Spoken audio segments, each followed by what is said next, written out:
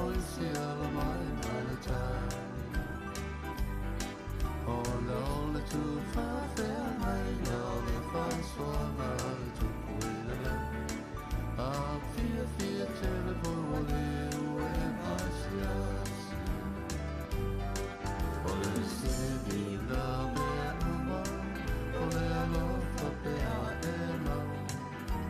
Na e mau alea ole siri, pei ole whetalai mai ole ali. Simone a e alofa whawhangai a uma mui nai. A muria foi se tanata e pei ole tamai titi.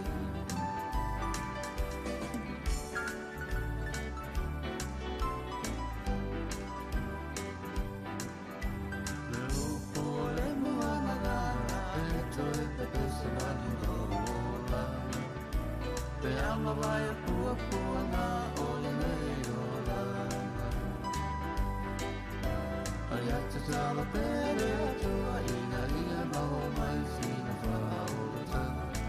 Awa ale ta pasa wasa se ola. Ole sini na mea uma, ole alofa pe a e mau. Na e mau lea ole sini, pei ole whetanai mai ole ali. Simone a e alofa whanganai a uma mui nai. A mui a fōi se tangata e pei ole te mai titi. Ole sini na mea uma, ole alofa pe a e mau. Na e mau lea ole sini, pei ole whetanai mai ole ali. Simone a e alofa whanganai a uma mui nai. A mui a fōi se tangata e pei ole te mai titi.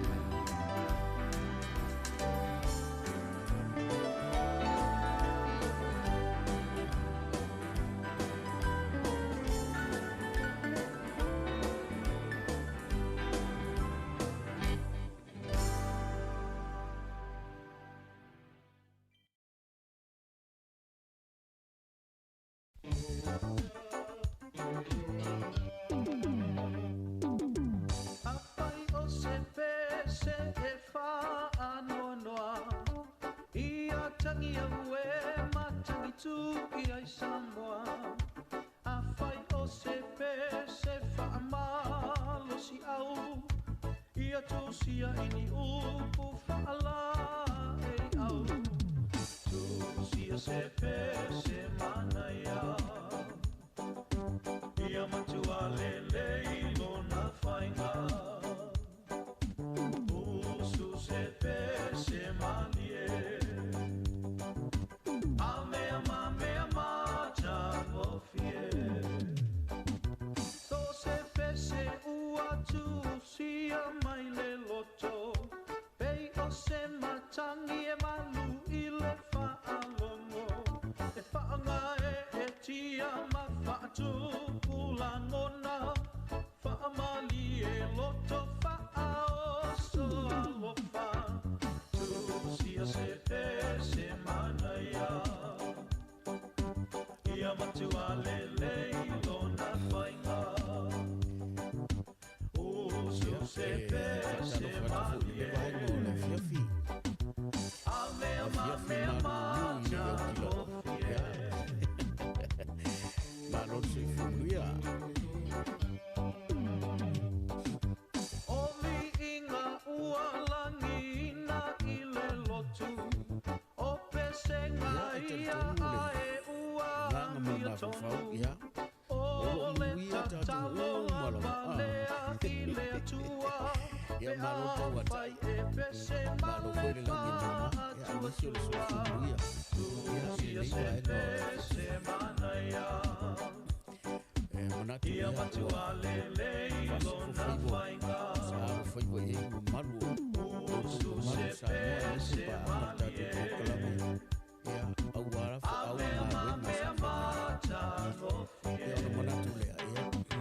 E au ngā loa tātou pōkalame, ia a o se whaasolo fo nei tu la fiafi. Ia o la wana tātou, ave le whaamua, o le whaasa o le tātou le taisiri le langi. O wa ia lava o le alofa tumua, sa whapaolo ma whaamaru lana ao le ofa, baisa lana ao ngare lei. Loto fufuria sa moa mai se paanga le tātou pōkalame. Wa fua e tātou o ia mai le leiga e o le fiafi. Ia vi ia le tua i na alofa mono na tātou te whawhitai ai pia ta maa. Ia, aone ai mesa sili o ia whaia mō tātou. Ia, wa mwhai ano tātou lau luaf sili whai fo i le reiva e ngā o le fiafi. Ia, e tu sai fo i male pōkalame whaawau. Mō le nei fo ia fiafi o le pō le solua. Ia, mā lo le wholau. Mā lo le langi mama. Mā lo fo le whaalongolongo tinga. Ia, e maise lava. Ia, le tāpua inga ina i o tātou matua asina sina. Ia, wha mā lo atu. Mā lo lava le tau ata. E manatu le nei vaenga o le fiafi, ia.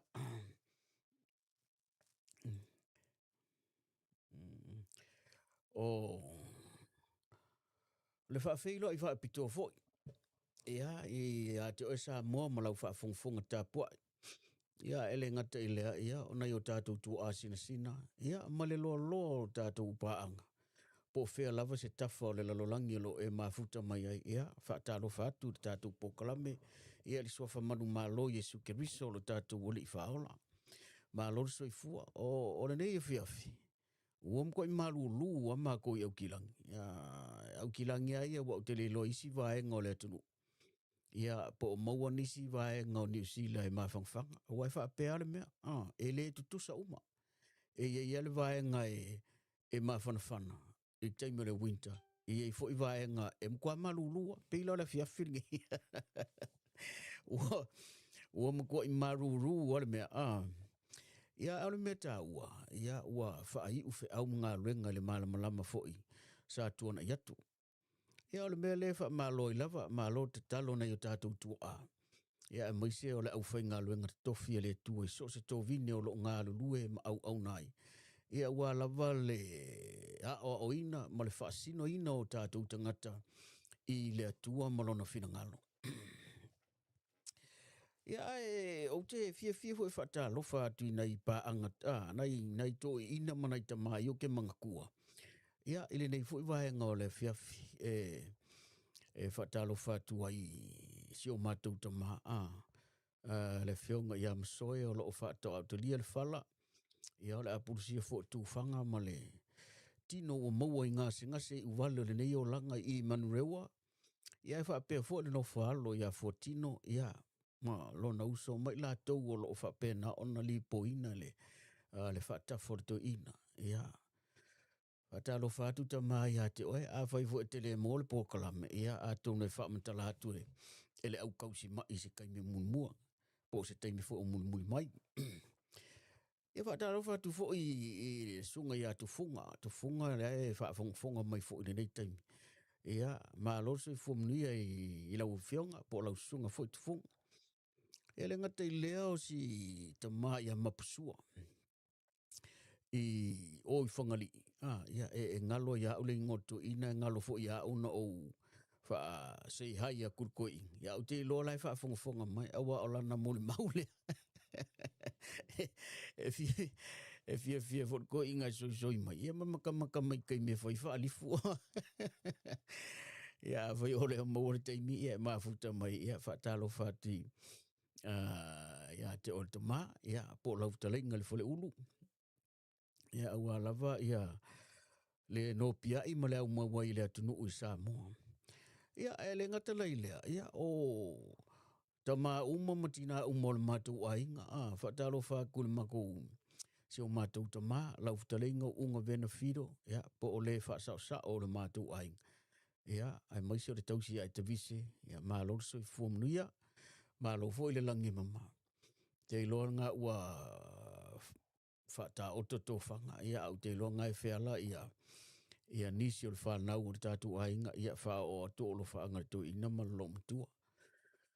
Ia, ele ngate fo i lea, ia, o whaasolo ti oi, I ainga moia wo ma au me mai ia mai se ia se o matou nuu ia sau ia mai lava I maunga maururunga se o I maungaiti pa solo mo I sa funga sau I le matou nuu I sa fotu ia wa fo sa o ainga malau to fale li o le tu mo tatou nuu sau I fanga malo le matou nuu ia vaenga umana fanga malo sa korpai ia sa le aula ia o vaenga umana fatalo fatu le nei vaenga o le fiafi ia sili la no fatalo fatu ile to te le tatou pa anga le fo o sei haima mai ala tu fatalo fa ia fatalo fatu ia le alu I lunga le mea alu I lunga tau sofa ia ale o te va ia tua ia fatalo fatu ia mo se le tomaita ia po le tua fine ia mei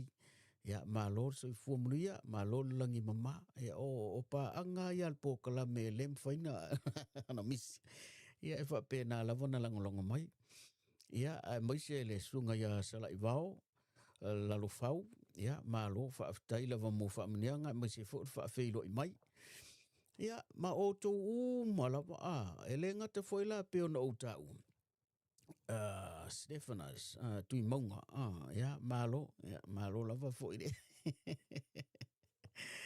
fa aftai ia elenga te la o vaenga ia fifa talo fatuai mana tu fo o left on board marita to Facebook o le mua au fa lele o sala fai le ua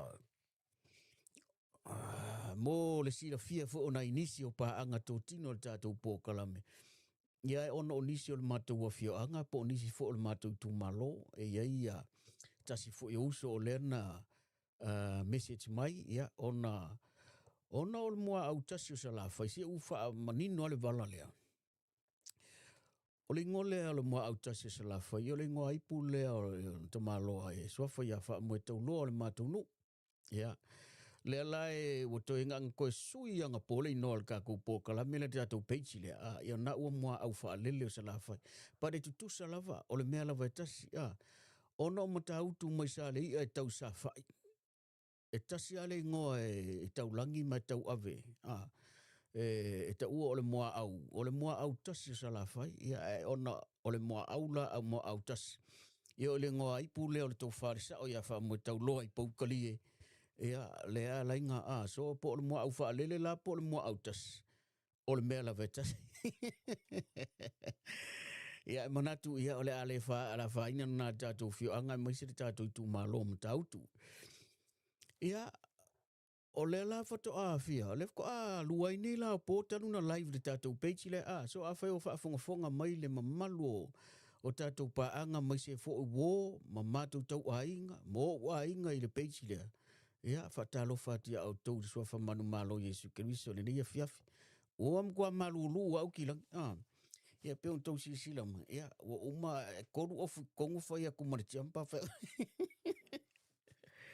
ia ona o malulu ia ai le fa pe vola la malulu ko ia fa pe alwa le pe malulu ngai po tai uma makai au ia nga ma fanga lo fo ile e se o lineta lui ia malo veka mans le tuunga ia malo lava o tu lava le pale mai ia fatalo fatu ia te o tu malo lava le pale mai malo fo ile nga lulu le yaso a fai fo tele nga lue a sa fe ngai manisi a fe au nga luenga o me fai a inga ia fa malo ia tato a wai o te loa ele ia se sa moe noa fo ile le aso ako ele wa tofu I tatou matiute ma fe au e fe ngai ia pifa pe nala langona fo le o ala vala me o mo faino fa tino le nei aso ia vi ia le tua fa fetai o fa tau uina por kalame o afu fuanga le ainga ia o me fa pena ia le ngata fo ilea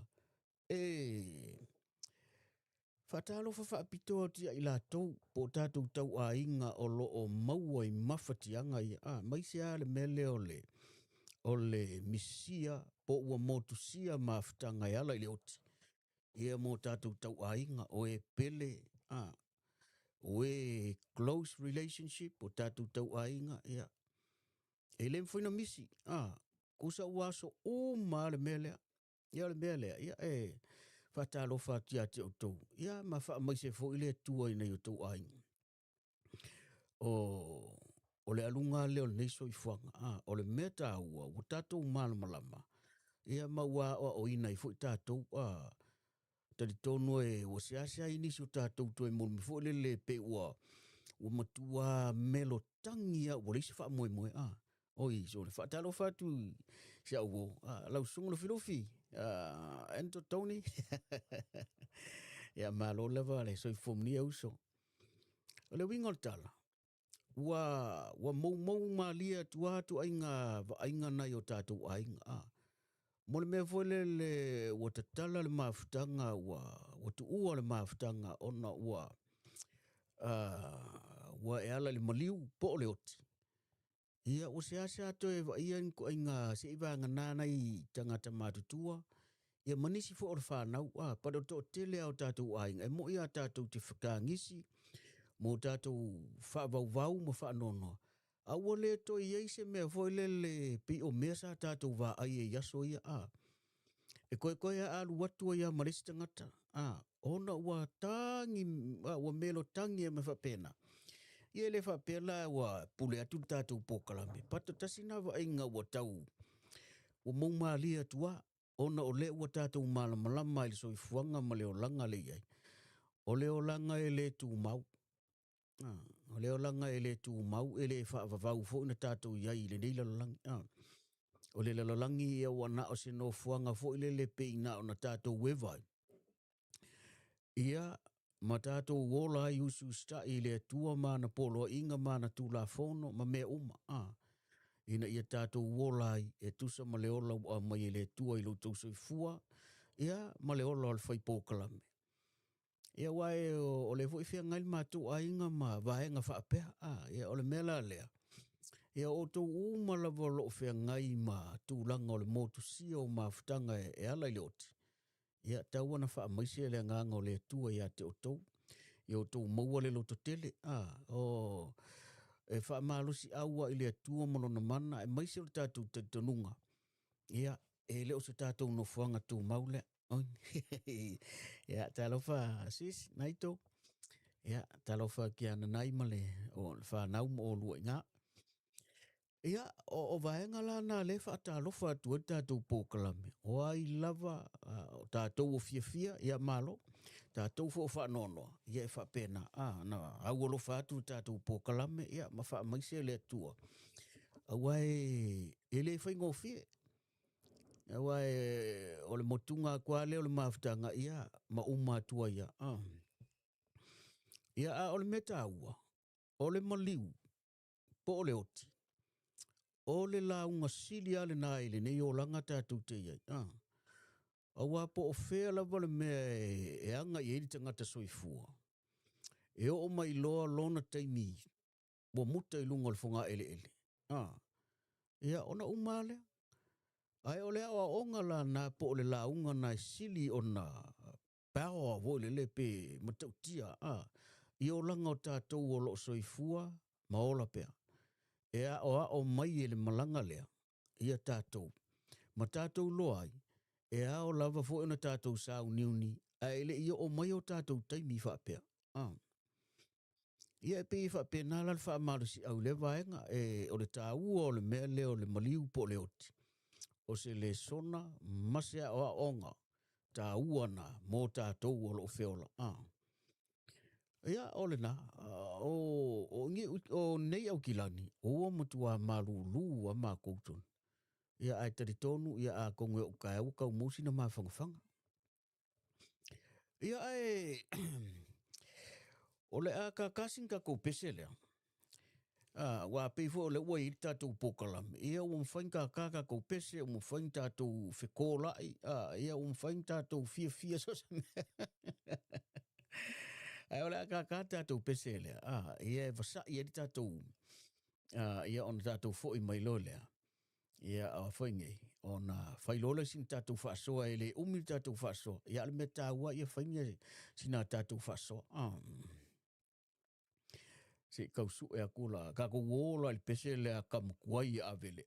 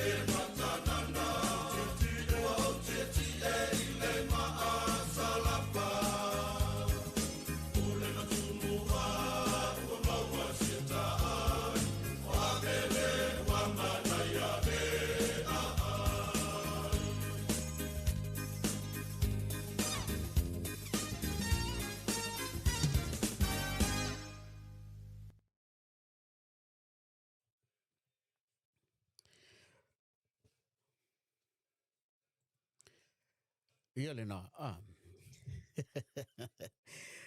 Ua pepese fia le au avele wa le uka akula la kupese. Ia ae o le tā ua o le pese le pese nga ia tamatua ia avele. Mana ia e toi whaafonga i umai ele au avele. Po ai lava o tauna o ina i le kolisi. Ia tasi leo kolisi te lelo na sao ia Samoa. Ia maisi o le lalolangi atoa. Te mano anoa i tamawhanau. Kolisi o avele ia ua whaea ina ia la ita ingo le atunuu. Ngā lulu le malo. O whaife au. O whaipule. Ia. We name it. Nono winga. Ola nga kaka aku pese ale a onga. Ia maise la le waka aku le pese ale a kolisi o avele. Ia ute lo ua paki fia. Ia tātou o e sa o tau wina fo i kolisi o avele. Ia manatua. Ka mangaku ka ika i le mātou vai taimi. E la vai taimi leo le varu se furu whaasoro mai lunga. Varu tasi whaasau mai lunga. E la mākou ngā vai kai. Ia o ke loe o mai a le taimi le nei. Awa e oloi mo meo o la kapi. Ia pe o kolisi angi e whaakaukuku.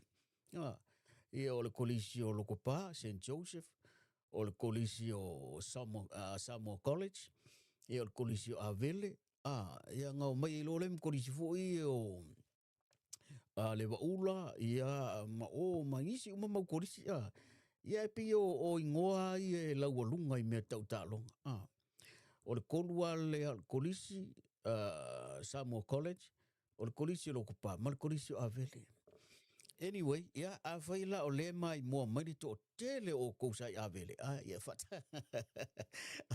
A vela le pese na le to kolisi ia e fata lo fato di tato poklame ile nei voyaso ia ai mai se. O tato pechi e lua le ufa asanga le leia kwa ia. Le alu lungo le so o le so ta i mai ma. Fata lo fa mai ia fata lo fatu la. Ai e lua nei mata upu e te fifa so e le fiafini nei. O le mata upu mua. O le mata upu o lewa o levanga post anga ngei. I lungo social media. O se mata upu a kako wau tau sila mo wa ai. E mata utia le vaenga. O le mata upu le vaenga fole nga wai faile me fole le panty jumping. Le nga pingi mai lungo le awala lau papa. Ea le nga umalonga sai vai o le kenge. Amolo e awoli ia tolu. Ia makau le la le amo foi le amo kwa fa peo kwa velolo ila. O le la sau fa upunga matala ye sau. O le nga velo ila lo la uli ipe nga oku ia wala nga ele mfainga fa pe aku de tala a me nga oku ku ila la nga fainga le mele e te taunga punga mantanga tela. So instead of her jumping off, e se foi fainga o mele vai nga le wa umanga sai vai nga kofulo le o to lua luma tasi tua o fa pe. Ia wa kulo kongi lo ila lo a le sau de tala po se me o le fast food 5 mita le maua lungo le o lau papa le nga kongi merkengena. O le nga sau de tala pe tai o le lau ko tu a ko me tangata le na pu e le video. Tangata o kangaka ia. Le maka ukia o le vainga le mea o le awanga nga uma na fai kongi lo ilalo. E au noa ma se double check. E au ngoa ma se toi wa ai longa lua o tangata uma ia le ia e fai le melea.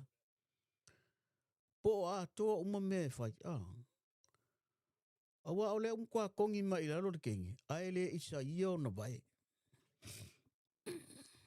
Ia fai la wa e mai mo ia isa mo le wa umaka makai le uko post uma mai la le video a toa tangata le nga puing. Le la uma ni noi le mea. O le mea la na le na tupu. Sa e la woli ia le kenge. Wa umanga sai vai. Ia mal mangaku. O le mea e o foi. A fai o le na sai vai. O le ia masesi a tangata tolu lea. Ia pe ko fa foi pe ko ni ma. Wa o tangata ia o ilunga le mea. E le fa pe ngal ko koruba langa. O le maura tolu. Longa winga le ko fa wa tangata le nga pu e video le wa pausi lung. O te ofo le iloa ku vo ila le pu e aka lea. Le maia le ta ati e lalo. Ma le mea la ua ilunga vai. Le ua ilunga le tino le tangata. Sa ka wanga whaongo, ta wanga iloa inga, ele i sa ia vai le maia. O lono winga la, o le whaala velave lea, o le mutua matautia. O lea e au mai news ma mai tala. Ua maasangi le vaenga lea i leo e whaifa pia tangata. Winga o tangata fo ia, mai se atu pulanga. E mga o experience pe explore le mea lea. O leo e whepunga mai lalo. Punga mai lalo. Ia o tātou malama umale le panty jumpy punga mai lunga la ua sa ungi uma me se whea ima. Ia. O le mea lau te whea la wali ia. Ona e pia wha moe i nā le la tau mea lenga whai. O le kongi mea o tangata iru. Ia, wha maluru atu pe a whai kau moku le kikia kua le mea langa lau te vai a koe whai ma fulisa le mea. I ronga winga ua maluru inga koe fo i mal connection. So a whai, ele mo ma se special ma ko mua whai. A whai o e alu mea ma kau freeze fo lele. Ia wha maluru ronga winga wo o mai kukongo le whale le maluru o le mea.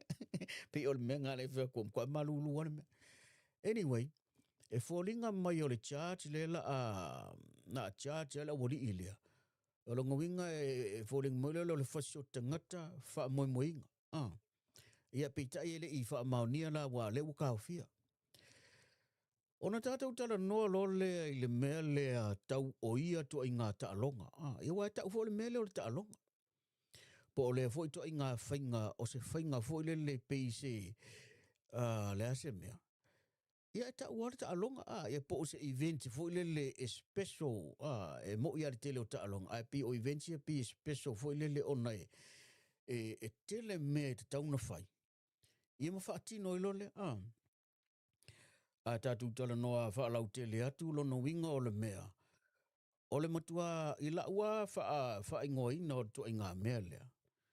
Awa e tele na o wa ai iei. Ma tele na whai ia u ko mengi I isi mea I tua. I tua wa umaku. O le matua whaavale o ngai koe ngā kangakai whai I to I ngā talo. Nono winga e whoelele I oe e whioti atanga te tālonga uma e la vevea. Pātori koe ngā ka alonga lea o le mele o le punga mai lunga pe no noa vae me O le makua whaavale vale au I koe ngā ka alonga whaapea. O le mea la lewa u whaalongolongo toa ngei malo u manatu tālo sia. Tālo sia wa lela a wa tele a le news le ua mai. O lona winga o lela ava ai loa I po ai lava authorities. Po ai pūlenga I e pūlea to I ngā taalonga events whaapea e o whaapea. E lua le me te taua I lo manatu e kakaua taun ka ofi. Te taun ta ofi ma whaasa.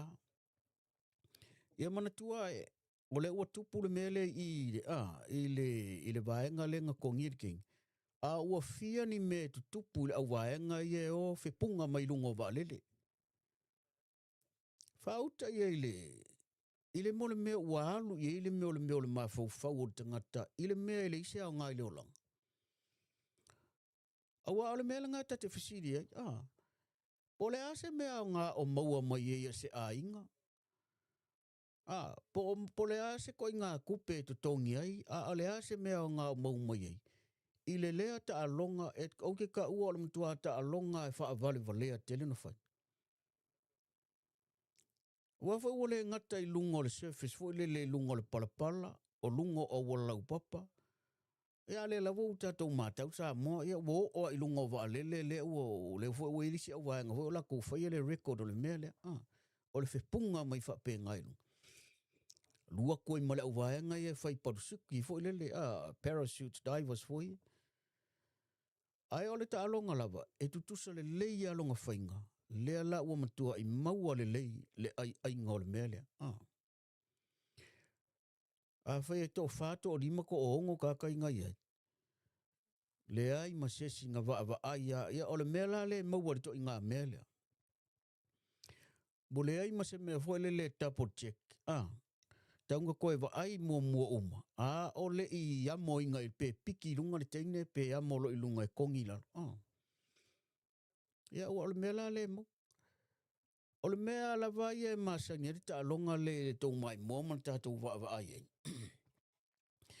E fai uma mea ia ngongore le vai fai pose kiwa le funa e le unga ia laises ai fua lava le sa uni o tangata le la e punga ngai lona winga e mua va ai uma pose kiwa le mea o nga punga lole ia o le mea la vai ngale na fai ia nga ka ai au vai a mo ku e se o ku foi la ko ka ka file le nga ku foi le pia la ku kongil ka ngila pisila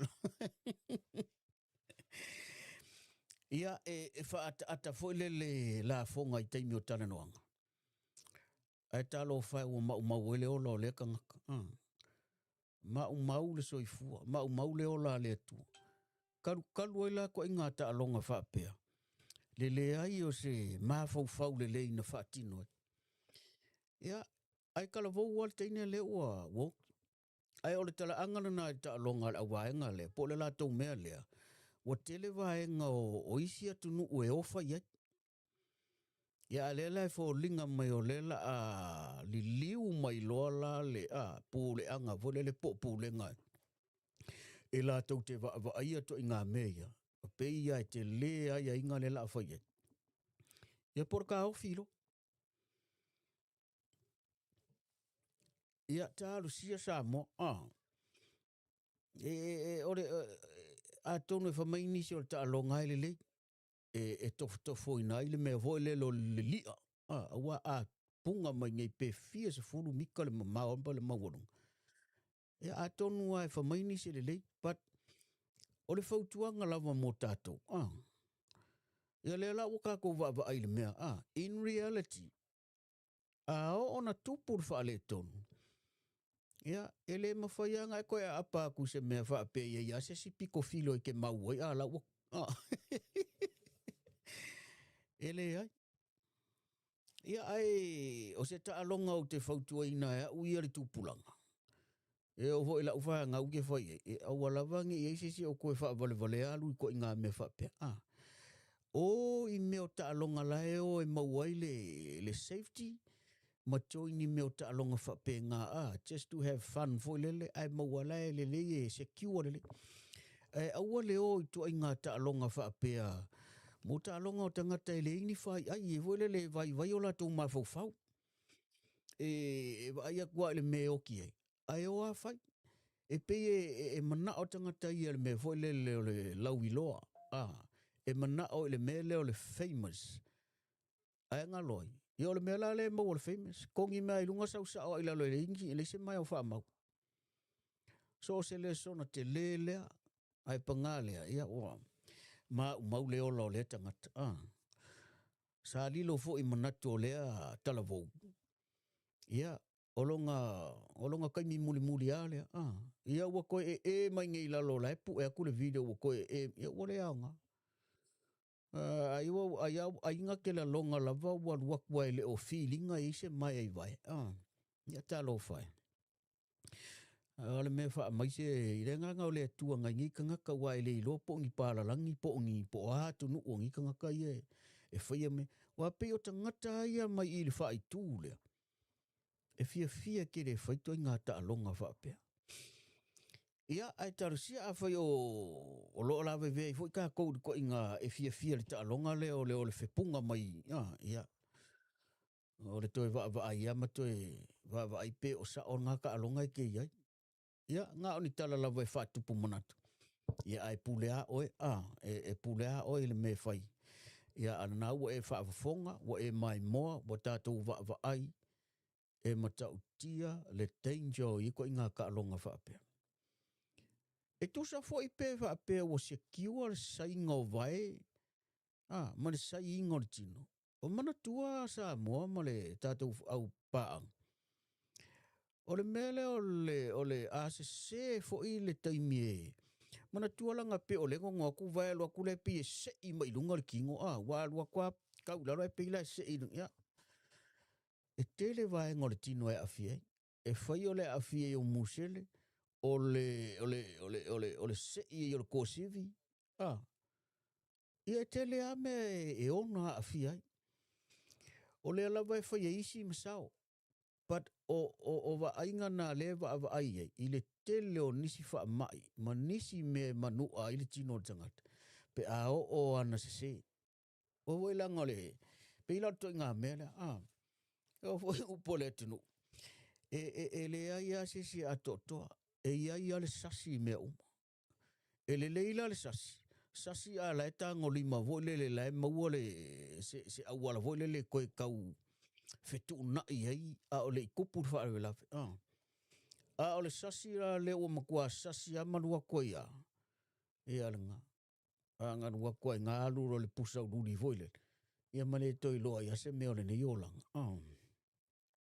ia ta wina fai ma o onga mo tato fai o le fo ke va ai o le ia onga wa makanga o e avela tu kamikia onga e whakai kai mea ia. So e le lei ale tātou whesili fo i mātua.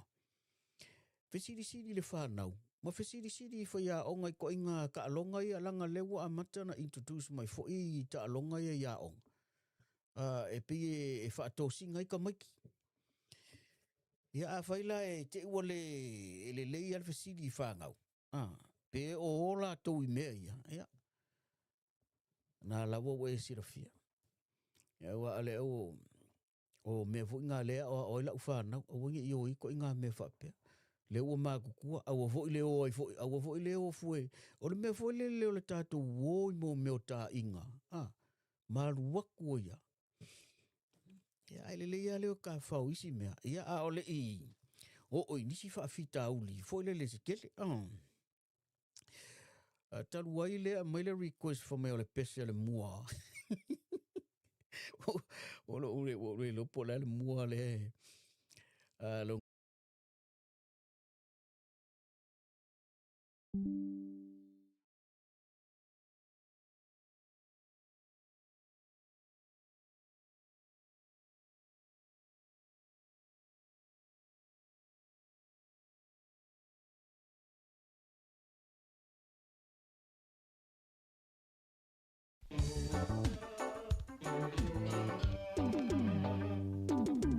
Apai o se pese e wha anoa noa Ia tangi au e matangi tū i ai Samoa Awhai o se pese wha amalo si au Ia tōsia ini upu wha ala e au Tōsia se pese mana ia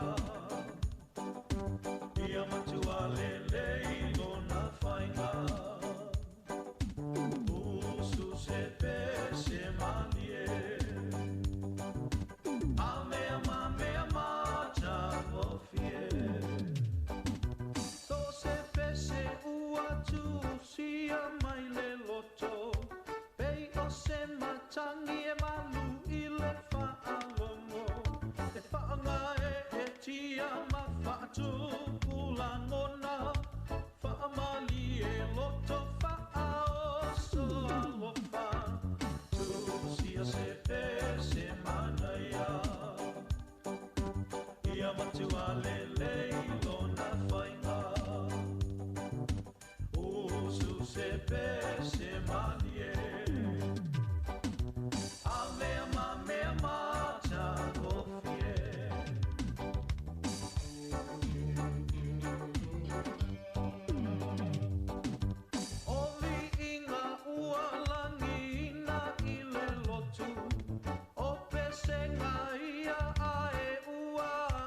Tonu o le tatalo lava lea I le atua Pe a whai e pese male wha atua tua Tūsia se pese mana ia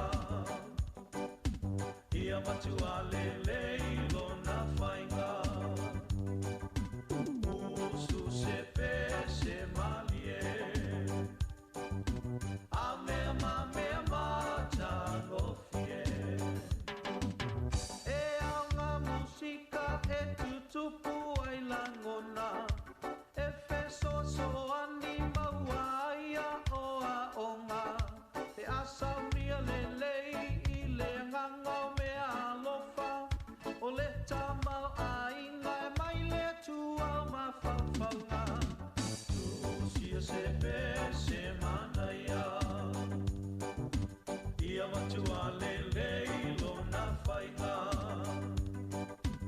Usu se pese manie A mea ta ngofie Tūsia se pese mana ia Ia matua lelei lona whainga Usu se pese manie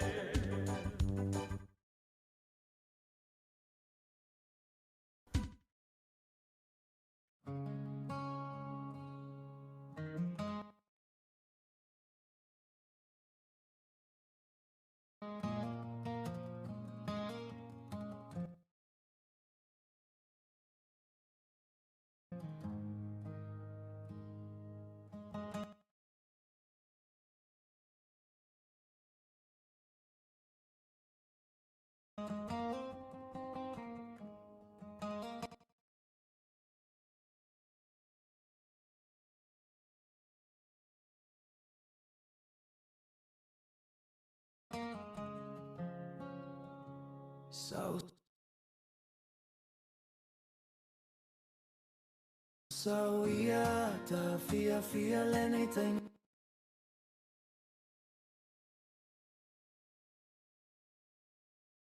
manaya fa agalo uma fa lave ai pese maya mata toi vai la miliona uma lava suga sa ia ta fa atofa ua lava lena o te fia i se fata o loa e matata ata e tau sisi pea lelele olo na vai fafo matagata fesili sa o loa peia se mea o te whai amo oe telepisi po pauna pata apa ia foi mamoe ua tau gata tele tau aile nei vai tau ole maki te foi au ale ai se fatata ale galue ilo fanua te fia ai solo e silia e lolu alu e fai o sauto ga koko sau ia ta fia lene tai mi manaya fagalo uma o fala vela de ai pese maya matata to e vai la miliona uma lava suga sau ia ta fato faua lava lena suga sau ia ta fato faua lava lena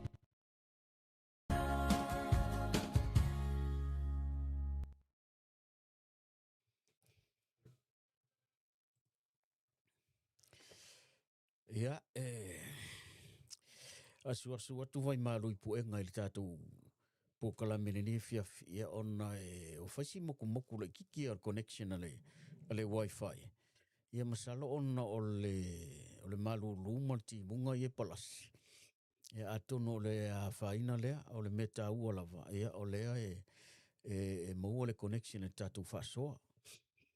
Ia ai malo le pale mai. Toi whaatalofa atu te tō tele o le mamalo o tau le ua whaatalofa mai ma likes ia ma share fo tātou pōkalame. Ia vi ia le atua tasi le mea o le vaenga le ua na misi a ule amatanga.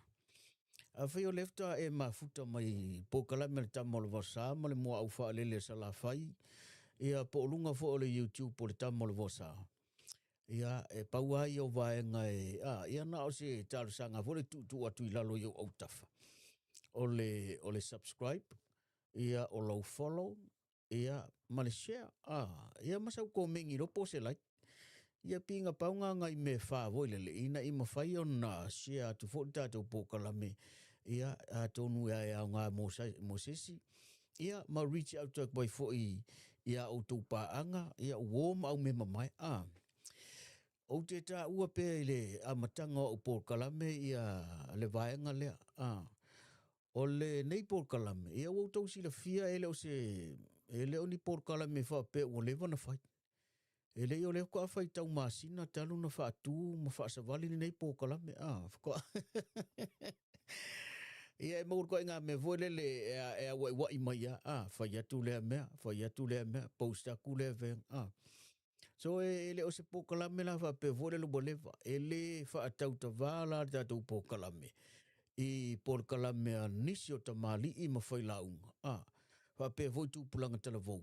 O lo lātou fia whai mele, o i lātou o lewanga whai. O whai tau sa ngā o lātou whai ia vai ngau me tau pokalame whapea. Ia ar tātou pokalame le tamol vasa. O lo si le fia le leila vai paanga tō tino le pokalame.